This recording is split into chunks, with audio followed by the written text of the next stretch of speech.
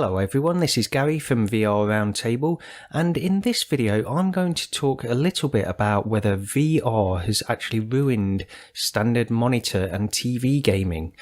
And this will be sort of a very personal look at this subject, and it's sort of a loaded question really, I suppose, in many ways, and we can get it out of the way very quickly because no, it hasn't ruined monitor gaming. But I wanted to talk about this because it actually struck me last week. I was thinking about this and it occurred to me that I really haven't played hardly any monitor or traditional TV PS4 games in any great length of time since I actually got my HTC Vive last April. So it's obviously had some kind of an impact on my own gaming. And this is what's interesting to me because I started thinking about this and I wondered why this was the case. Because, the content of VR at the moment is quite limited. A lot of them are demos, experiences rather than full games, which is where we're at the moment with virtual reality. But I'm a certain type of gamer, which, I'm not really a hardcore gamer by any stretch of the imagination, really. I enjoy gaming and I've gamed all my life, even since sort of the mid-80s. I started off with a Dragon 32, then I had a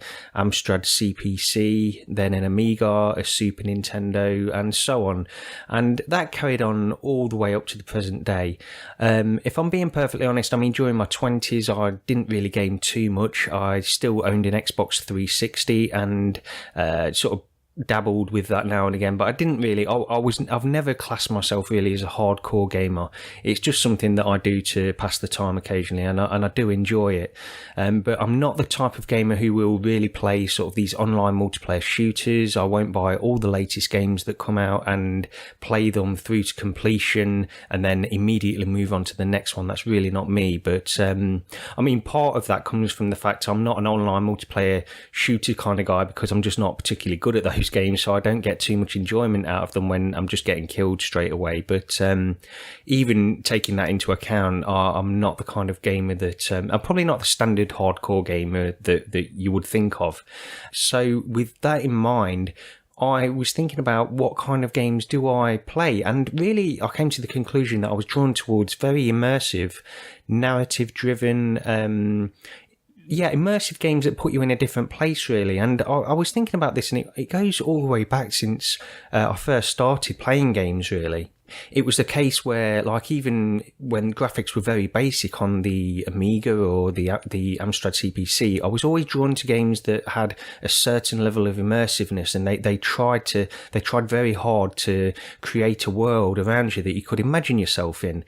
Obviously, you had to use a lot of imagination in order to do this because the graphics were really not up to where we see them today. But that was okay. And think games like Frontier, Elite 2, Monkey Island, and all these games where they really draw you into the narrative and immersive environments that they create. They're the kind of games that I'm particularly drawn to, I'd say. That's not to say they're exclusively the kind of games I play, because I also like puzzle games and lots of different types. I just don't play those as much. So with that in mind, that really gave me a clue as to why VR was an attraction to me right from the beginning. And virtual reality just gives you a much higher sense of presence and immersiveness within the environments, whichever environment it's putting you in. So that's really why I like virtual reality. Now, as I say, the content really isn't there to take full advantage at least, of the technology that's around at the moment. So I hope that will come. We've got Fallout 4 VR coming soon, and that's something that I'm really looking forward to, because I think that will be a real test, because it is a traditional monitor-based game that's been adapted for VR, but hopefully adapted in the right way, and it features everything that we've come to expect from built for VR games as well.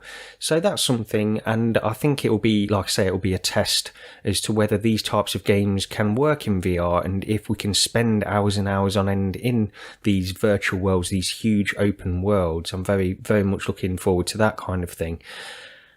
But going back to the original question, has VR ruined monitor gaming? Well, no, it's not ruined it. Ruined is a very strong word, so I wouldn't say that.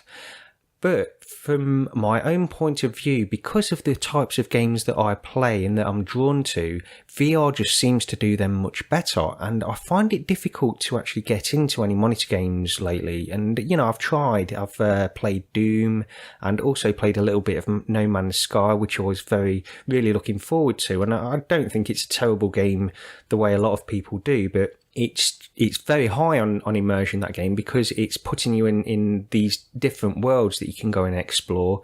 And I like the aspect where you can sort of take off from one planet and move seamlessly to a new planet and all of these kinds of things. I think it will work so well in VR, that game, but it's not a virtual reality game, so I can't play it that way. And I just, I've not really been able to get into anything. I've really played very few hours of monitor gaming in the last year because of virtual reality. So, like I say, this is coming from a very specific and a certain point of view. Now, if you are a hardcore gamer and you also own a virtual reality headset, I'd be very interested to hear from you if you can leave a comment below, because I'm just wondering if it's just my particular perspective on this subject. As I say, it's not ruined monitor gaming for me, but it's certainly had a bigger impact. And I'm wondering, if you are a hardcore gamer, if it's had such a big impact on you. I suspect it probably hasn't, because you still enjoy your monitor games for different reasons. If you're playing them competitively, there's a certain level of adrenaline that you can get from these competitive games, and VR on the whole probably hasn't got a substitute for that at the moment. So it's all very subjective, and I'd just like to hear from you. So if you can leave a comment below and let me know what you think, even if you're not a hardcore gamer, let me know if VR has affected the way you play games at all. I'd be very interested to read those kinds of comments. But yeah, just a very short look at that subject, and thanks for watching this video, and I hope to see you next time.